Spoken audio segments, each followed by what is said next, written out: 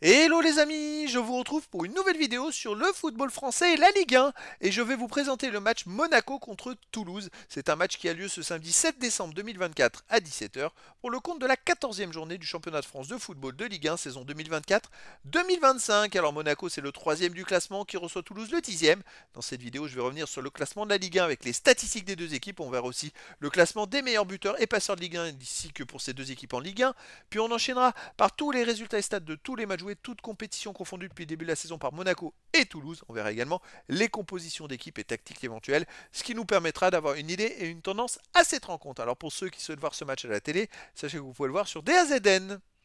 Et donc, au classement, Monaco est 3ème de Ligue 1 avec 26 points en 13 matchs, 8 victoires, 2 nuls, 3 défaites, 22 buts marqués, 12 buts encaissés, plus 10 de différence de but. Ils ont perdu à Marseille 2-1 la semaine dernière. C'est ce qui fait que Marseille leur est passé devant au classement, mais ils sont ex-aequo 2e avec Marseille, bien sûr. Et ils sont toujours à 7 points du PSG, qui n'a pas pu gagner la semaine dernière, qui fait match nul contre Nantes un partout.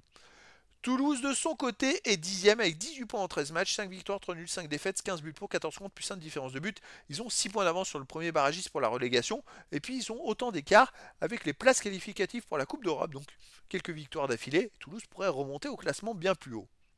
Au niveau des meilleurs marqueurs, pour Monaco, on a Ben Seguir 4 buts, Balogun 3 buts, Camara, Golovin et Kerrer avec 2 buts.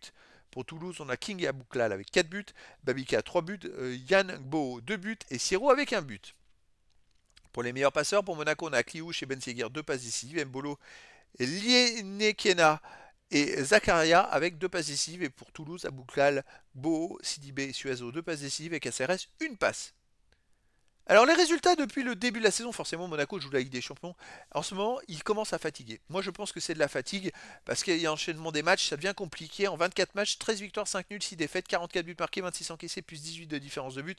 Ils ont longtemps réalisé de très très belles performances. Puis ils ont enchaîné 2 défaites, là ils se sont ressaisis par 3 victoires et là ils viennent de refaire 2 défaites d'affilée. Alors il y a la défaite contre Benfica en Ligue des Champions 3-2 qui fait très mal. Ils ont mené 2-1, puis il y a 10 contre 11, ils ont pris 2 buts. Et la défaite à Marseille la semaine dernière 2-1 qui est aussi vraiment pénalisante psychologiquement, donc il va falloir voir comment ils réagissent face à Toulouse. Mais Toulouse, ça va plutôt pas mal en ce moment. Cette saison, 18 matchs, 8 victoires, 5 nuls, 5 défaites, 24 buts marqués, 17 encaissés, plus 7 de différence de but. Et sur les 5 derniers matchs, il reste quand même sur 4 victoires, une seule défaite. Et la seule défaite, c'était contre Paris. Donc les autres matchs, c'est des victoires. Et ça marche plutôt pas mal pour Toulouse en ce moment. Ils ont retrouvé la forme. D'ailleurs, sur ces 4 victoires, ils n'ont pas encaissé de but du tout. C'est quand même une sacrée performance. Alors Monaco à domicile, ça marchait très bien, même si à un moment ils ont enchaîné 3 victoires, mais après, vous voyez, nul, victoire, défaite, victoire, défaite. Sur les 3 derniers matchs, ils ont perdu 2 fois. Il y a la défaite surprise contre Angers, la défaite contre Benfica.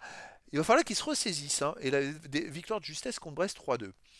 De son côté, Toulouse à l'extérieur, bah écoutez, ils viennent de perdre 3-0 PSG, mais ils avaient gagné 2 fois de suite à l'extérieur avant, 2-0 à Rennes, 3-0 à Montpellier, ils avaient perdu de justesse à Lille, c'est une équipe qui est accrocheuse à l'extérieur. Ça va être un concurrent quand même important pour Monaco, parce qu'ils peuvent vraiment les embêter. Et personnellement, bah écoutez, je verrais bien un match nul entre ces deux équipes, pourquoi pas un partout. Je sais que ça paraît bizarre, mais je verrais bien un match nul entre ces deux équipes. Après, dans le foot, tout est possible. Au niveau des compositions d'équipe et tactique, pour Monaco, on aurait du 4-2-3-1 gardien Majeki, défense Vanderson, Kerrer, Salisu, Keio Henrique, milieu de terrain défensif Camara et Zakaria, milieu offensif Elie, Akliouche, Benseguir, Golovin, attaquant Balogun ou Mbolo.